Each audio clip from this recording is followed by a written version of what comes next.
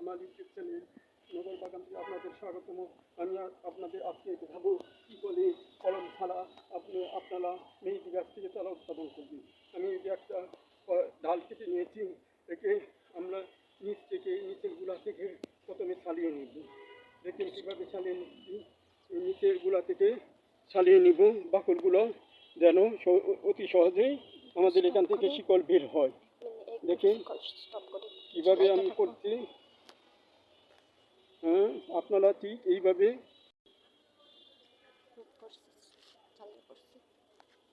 এখন আমরা যে কাজটি করবো, একটা এলোভেরা পাতা নিয়ে এই বাকলটা ছাড়িয়ে এখানে এইভাবে বসে দিব, যেন এতে ফাঙ্গাসের আক্রমণ না হয়। তারপরে আমরা আমাদের কাঙ্ক্ষিত এলাকায় যেখানে আমরা গাছটা লাগাবো, সেখানে আমরা এটাকে এভাবে ফুটিয়ে দিব। দেখবেন কিছুদিনের মধ্যে এটা নতুন চারা উৎপাদন হয়ে গেছে এবং এটা থেকে আপনার একটা ভালো মানের মেহেদি চারা হবে। আসসালামু আলাইকুম।